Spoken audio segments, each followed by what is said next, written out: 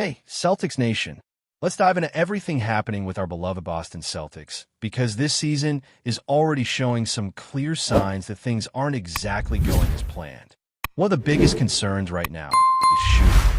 The team is struggling to make shots that should be routine, especially the open three-pointers, the ones where no one is even contesting.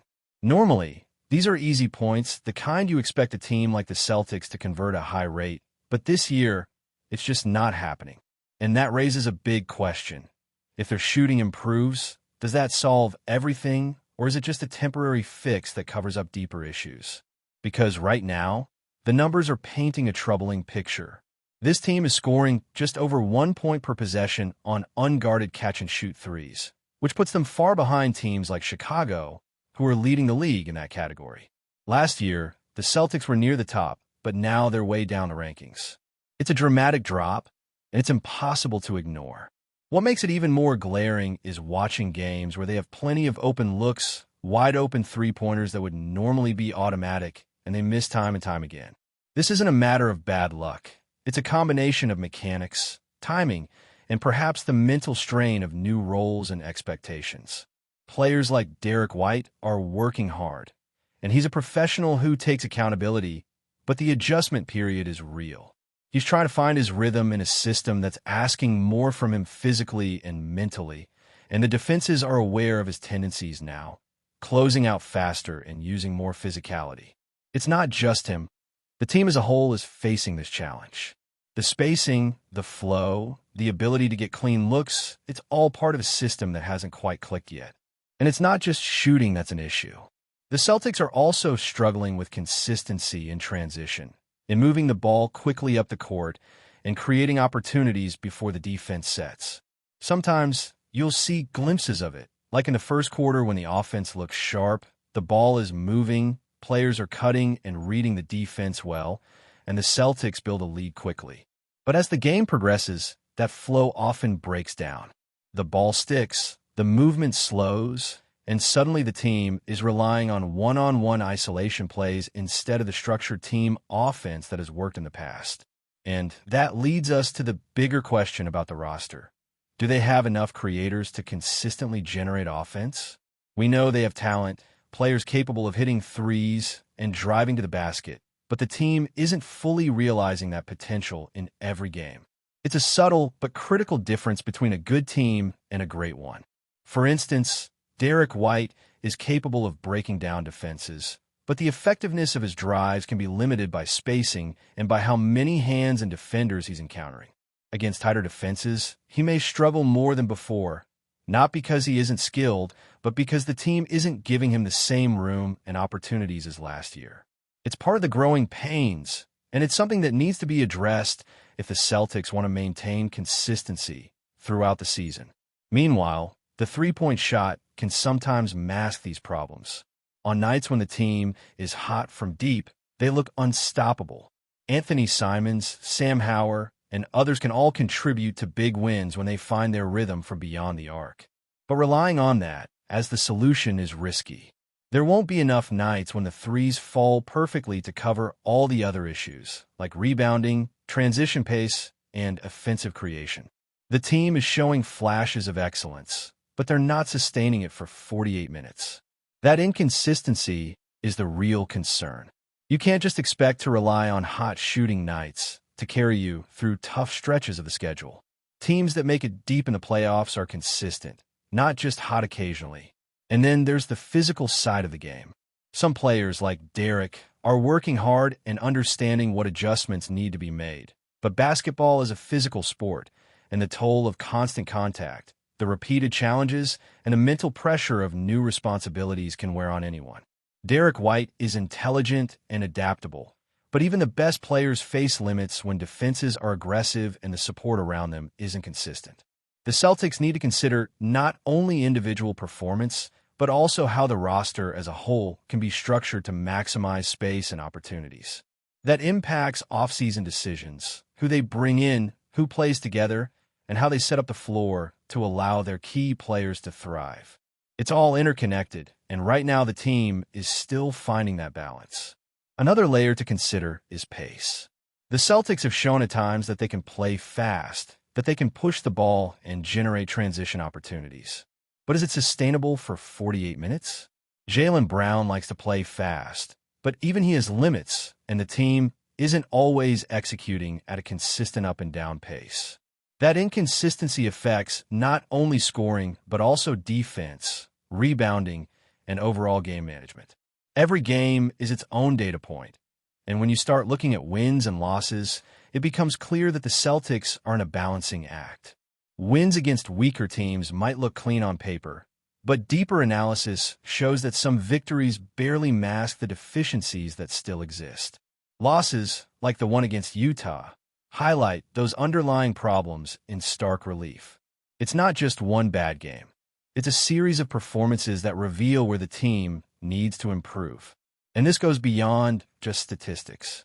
It's about watching the flow of the game, seeing how possessions develop, how decisions are made in real time, and understanding that basketball isn't just numbers on a page. The Celtics are in a learning phase, figuring out how to adjust roles, optimize spacing, and maintain energy and focus over a long season. Accountability is key. Players like Derek White take responsibility for their performance, recognizing what went wrong and looking to improve.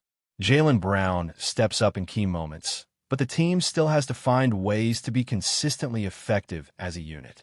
Each possession, each shot, each defensive rotation is part of a larger puzzle that has yet to come together fully.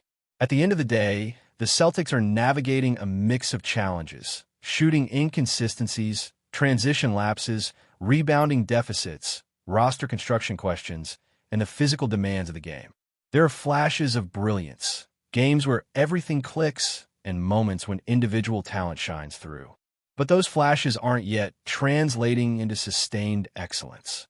The team is learning, adapting, and trying to figure out how to maximize its potential, and that process is ongoing.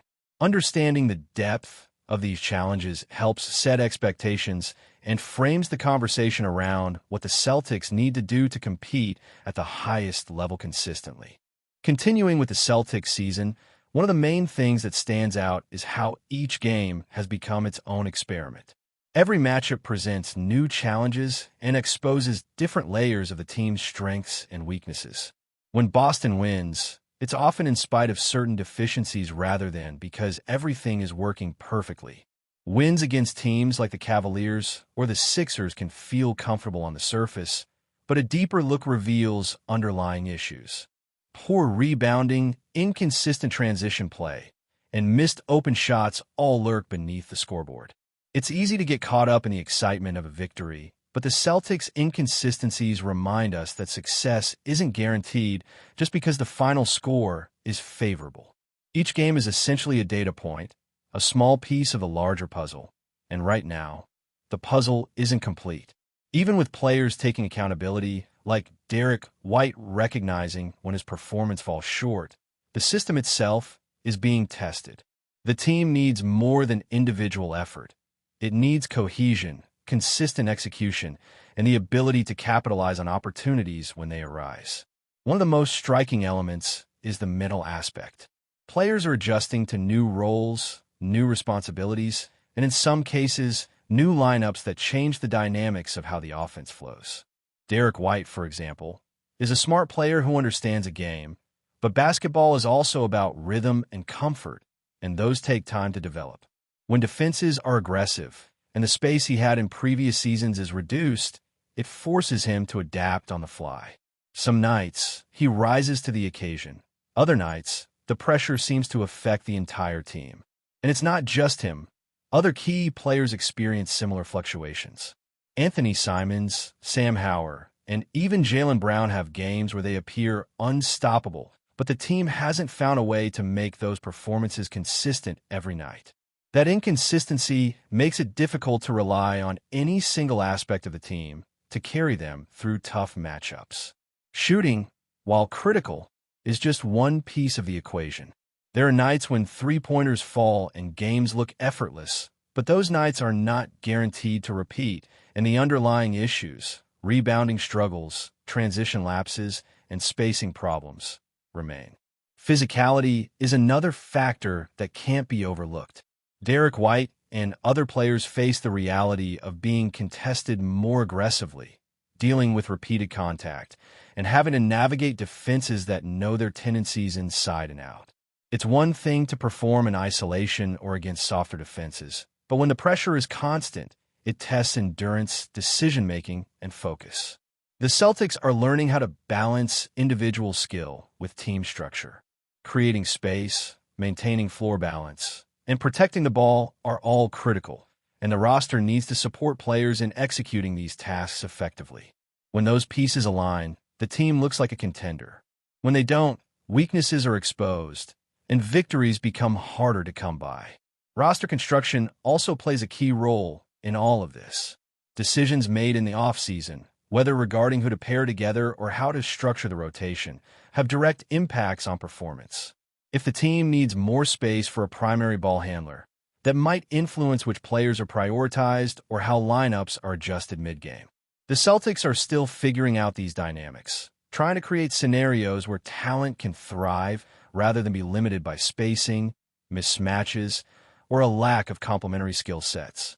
That process requires observation, experimentation, and sometimes tough decisions about how to allocate minutes and responsibilities. Pace continues to be a challenge. The Celtics show the ability to push the ball in transition, to move quickly, and generate opportunities before the defense sets, but that isn't consistent over 48 minutes. JAYLEN Brown enjoys playing fast, but there are moments where the team slows down, hesitates, or fails to capitalize on momentum. Those shifts in pace affect not only scoring, but also defensive positioning, rebounding, and energy management. Maintaining a fast, aggressive tempo requires discipline, coordination, and trust among teammates.